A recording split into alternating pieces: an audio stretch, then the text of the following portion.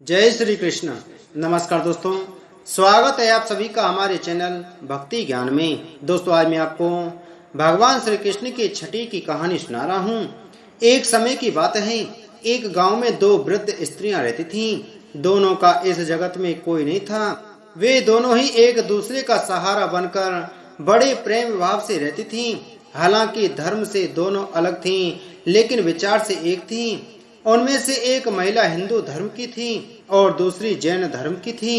दोनों अपने अपने धर्म के हिसाब से प्रभु की आराधना किया करती थी। उनमें से हिंदू धर्म की महिला थी। उसने अपने घर के मंदिर में श्री कृष्णा के बाल स्वरूप लड्डू गोपाल को बड़े प्रेम भाव से विराजमान किया हुआ था और उन्हें प्रतिदिन एक बालक के भांति प्रातः काल नहला धुलाकर सुंदर वस्त्र आभूषण आदि पहनाकर तैयार करती थी।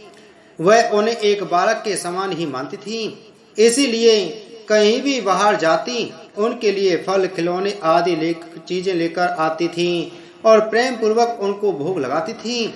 इसी तरह वे दोनों महिलाएं एक दूसरे के परस्पर सहयोग से अपना सुखमय जीवन व्यतीत कर रही थीं।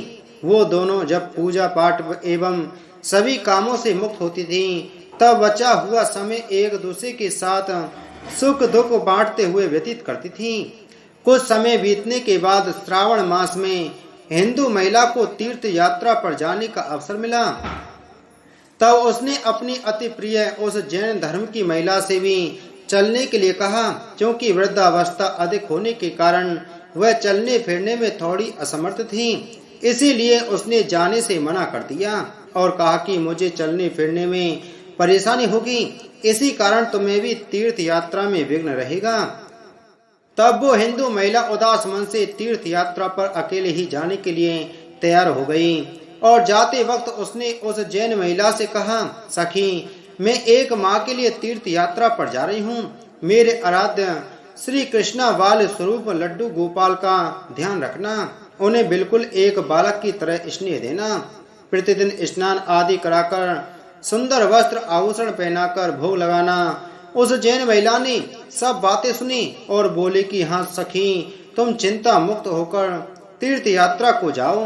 मैं तुम्हारे लड्डू गोपाल का भली भांति ध्यान रखूंगी।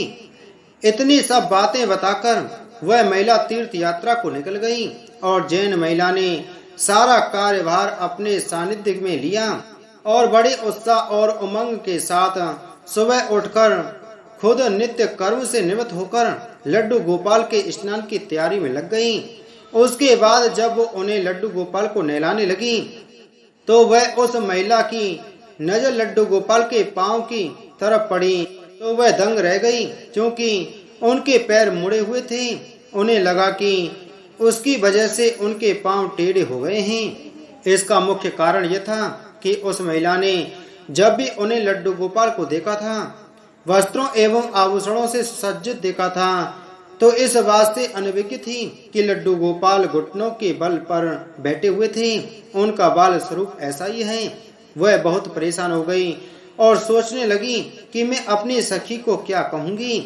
उसने इतने विश्वास के साथ मुझे ये जिम्मेदारी दी थी और मैंने लड्डू गोपाल की देखभाल सही से नहीं की। ये सब सोचकर वह चिंतन में बैठी ही थी कि उसे याद आया कि उसकी सखी ने कहा था कि लड्डू गोपाल सिर्फ एक प्रतिमा नहीं बल्कि जीवित होते हैं। बस फिर क्या था, उसने निश्चय किया कि दिन प्रतिदिन उनके पैरों की मालिश करेगी और वह दिन में कई बार ऐसा ही करने लगी। और जैसा कि श्री कृष्णा का स्वभाव है, वो है ही इतने दयालु कृपालु दया निधान।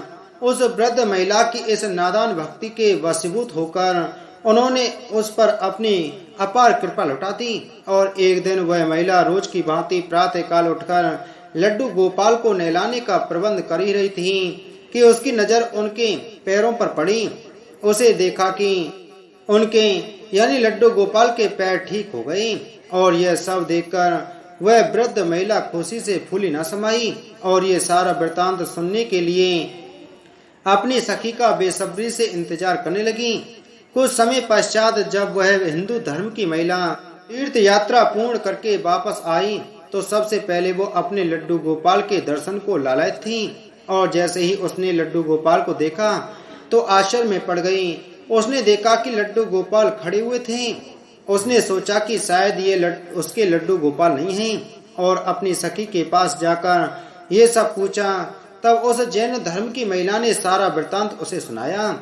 उसकी बातें सुनकर हिंदू महिला समझ गई कि ये सारा खेल उस मुरलीधर कृष्ण कन्हैया का है और दौड़ी दौड़ी लड्डू गोपाल के पास पहुंची और उनके चरणों में गिरकर बोली, हे मेरे कन्हैया, हे मुरलीधर, आपकी दया की कोई पराकाष्ठा नहीं है, आपकी कृपा का कोई सानी नहीं है। और फिर उस जैन वृद्ध महिला से बोली कि हे सखी, तू धन्य है, तुझ पर श्री कृष्ण की ऐसी कृपा हुई है जो कोई कभी सोच भी नहीं सकता है। तुझे नहीं पता कि हमारे लड्डू गोपाल के पांव तो ऐसे थे ही, क्योंकि उनका ये बाल स्वरूप बैठी हुई मुद्रा में है, लेकिन तेरी भक्ति ने उनके इस स्वरूप को बदल दिया, उनके पैर सीधे कर दिए। बोलो वृंदावन बिहारी लाल की जय, राधा रानी सरकार की जय।